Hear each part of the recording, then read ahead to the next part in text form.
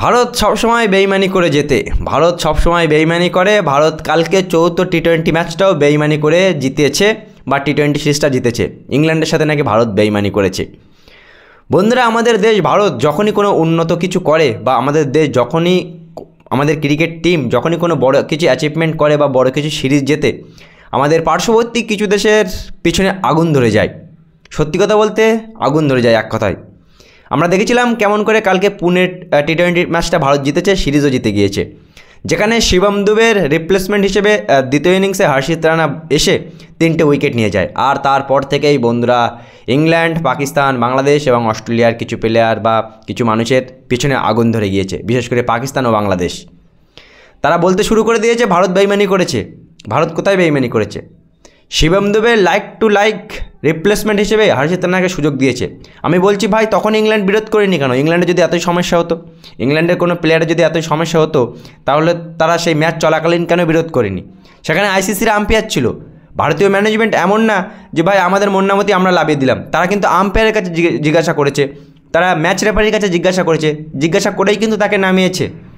আর কোন ইংল্যান্ড আমাদের জ্ঞান দিচ্ছে? যে ইংল্যান্ড 2019 বিশ্বকাপে নিউজিল্যান্ডের কাছে অন্যায়ভাবে 1 রান চুরি করে বিশ্বকাপ জেতে, সেই ইংল্যান্ড আমাদের জ্ঞান দেবে? কোন অস্ট্রেলিয়া আমাদের জ্ঞান দেবে, যারা পুরো ক্রিকেট বিশ্বে অন্যায়ভাবে এই যে 5টা ওয়ার্ল্ড কাপ জিতেছে, আম্পায়ারের উপরে হাবি হয়ে আম্পায়ারের সহায়তা নিয়ে এরা বিশ্বকাপ জিতেছে, সেই অস্ট্রেলিয়া আমাদের জ্ঞান দেবে? কোন পাকিস্তান আমাদের জ্ঞান দিচ্ছে? যে পাকিস্তানের প্লেয়াররা নিজের দেশের সাথে গাদ্দারি করে, ঘুষকে ম্যাচ ফিক্সিং করে, সেই পাকিস্তান আমাদের জ্ঞান দেবে? কোন বাংলাদেশের টিম আমাদের জ্ঞান দেবে? যারা জীবনে আজ পর্যন্ত কোনো কিছু অ্যাচিভমেন্ট করতে পারেনি, সেই বাংলাদেশের ক্রিকেট ফ্যানেরা আমাদের জ্ঞান দেবে? ভারত বেইমানি করে জিতেছে।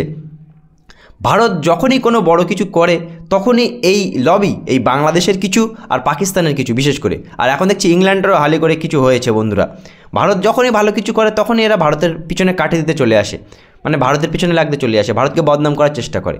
ভারত ভালো ক্রিকেট খেলেছে, ইংল্যান্ড তো জিততে পারত, ইংল্যান্ডে তো জিত ম্যাচ ছিল কালকে, ইংল্যান্ড জিততে পারেনি কেন? একের পর এক উইকেট হারিয়েছে। তা না ভাই, একটাই অজুহাত, শিবম দুবের জায়গায় কেন হর্ষিত রানা লাভলো? হর্ষিত রানা তো একটা proper fast bowler, Shivam Dube তো ফাস্ট বোলিং অলরাউন্ডার, তার জায়গায় লাইক রিপ্লেসমেন্ট কেন ছিল না? ভাই, ম্যানেজমেন্ট কিন্তু আম্পায়ার, ম্যাচ রেফারি যারা আইসিসির আন্ডারে থাকে তাদের কাছে শুনে বুঝে এই ডিসিশনটা নিয়েছিল, হুট করে নামিয়ে দেয়নি। ভারত ভালো ক্রিকেট খেলেছে, সেই জন্য জিতেছে। মানে যে কোনো একটা এক্সকিউজ দিতে পারলে হোক, ভারতকে বদনাম করতে পারলেই হলো।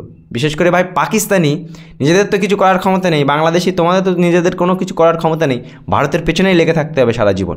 ভারত যে ম্যাচ জিতেছে, সিরিজ জিতেছে, সেটা সহ্য হচ্ছে না। যে ইংল্যান্ড নিউজিল্যান্ডের কাছ থেকে অন্যায়ভাবে ওয়ানডে বিশ্বকাপ জিতে নেয়, ওয়ানডে বিশ্বকাপটা চুরি করে নেয় এক প্রকার ইংল্যান্ড, 1 রানের ওই এক্সট্রা রান দিয়ে, তখন মনে আসে না এসব অন্যায়ের কথা? ভারত যখন কোনো কিছু জেতে তখনই চলে আসে ভাই, ভারতের কাছে টাকা আছে, ভারত আম্পায়ারকে কিনে নিয়েছে, ভারত আইসিসিকে কিনে নিয়েছে, নানান রকম অজুহাত। ভারত ম্যাচ জিতেছে, সহ্য হচ্ছে না। মানে বিশেষ করে আমি তো কিছু লোক থাকে বন্ধুরা, যে আমি তো কিছু পাচ্ছি না, পাশের বাড়ির লোক কেন পারবে, পাশের বাড়ির লোক কেন এত উন্নত করবে? মানে হিংসে জ্বলে পুড়ে মরে। হিংসা করতে থাকো, ক্রিকেটের কোনো উন্নতি হবে না তোমাদের, আমরা আমাদের মতো এগিয়ে যাব।